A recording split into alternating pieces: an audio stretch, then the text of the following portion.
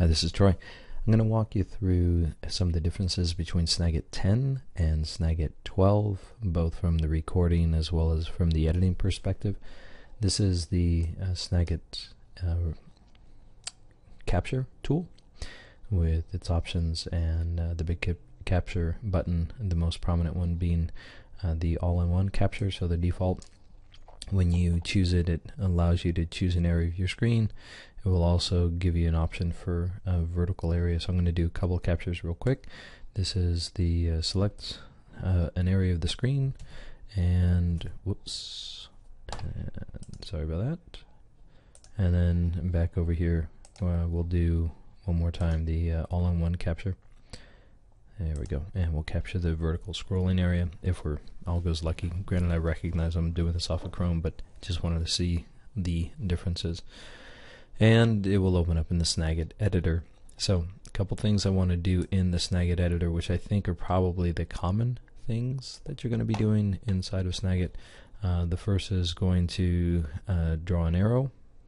So that's on by default. That's already usually selected.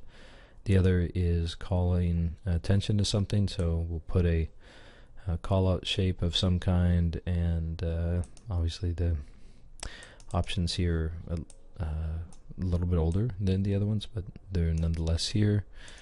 And let's see if I can, and you see the hover over tools show up in case I need to edit the options for the fill or the font and those types of things. Let's go do a couple of other things. The highlighter tool is here. So if I wanted to highlight something, and then the last one is the blur effect here. So that's actually, I first have to do a selection here. So I'm going to select, let's say this was private here, and we wanted to blur out his image. I can, there we go, and now we've obscured any private data that might be associated with that. I'm going to suggest the hotspots you don't need very often, the tags you don't need very often, the view probably rarely, possibly the sending depending upon the workflows, to be able to send this to a Word document or a PowerPoint file, etc. Let's take a look now at Snagit12.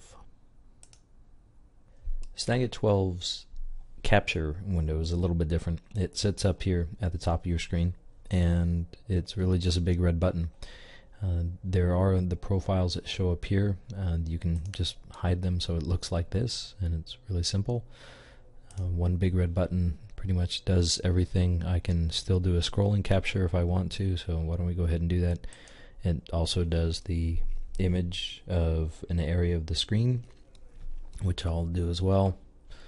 Right now it's going to load up in the editor, which I've had set to just go and load the editor in the background, but I wanted to also just show you the region to show you how simple the video capture is. When I choose a region, I can do image or video, and when I choose video, it can select my audio device, for example, and then I just hit record and I'm off and running. So why don't we just do that for demonstration purposes. Hi everybody, we updated the website this week to show the message from our president. I highly recommend everybody go to that. They can send links to their customers if they want to get a better understanding of why he is talking about the success factors and the relationship with our clients. I highly recommend going to the program managers and then to the specialty benefits page. Of course, I'm just making all this up, right? And you could make a recording for whatever purpose you needed to. All that's going to show up in the editor. It would look like this. We updated the website this and you can't hear it right now because I've got my headphones in, but it plays back with my audio as well. And now it's as simple as putting into Dropbox, Google Drive, saving it to the N drive, wherever it is that you want to send it to. Back from the, and by the way, one of the huge differences between 10 and 12 is that that video not only is super fast and easy to make, it's also automatically being saved as what's called an MP4 file. MP3 is the audio what MP4 is to video. So small file size, easy to share, yada yada yada. Okay, back to some of the basic tools here. These aren't too terribly different. You can draw the arrow, you can put on some stamps here, so you might want to say, you know, that is definitely something that we want to change. I've got some freehand drawing tools if I want to do that. I think what might be slightly more interesting is the availability of the blur tool. So if I want to just blur out something, it's a one-step process, which I think is a little bit smoother.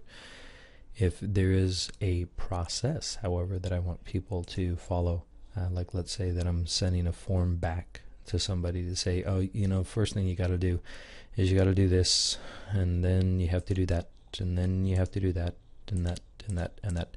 And you can just click your way through a process for people. That's kind of a nice touch.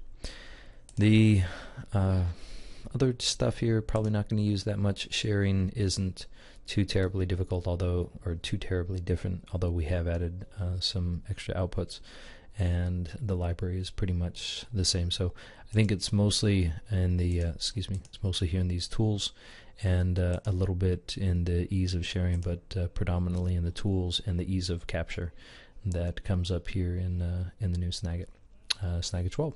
Take care.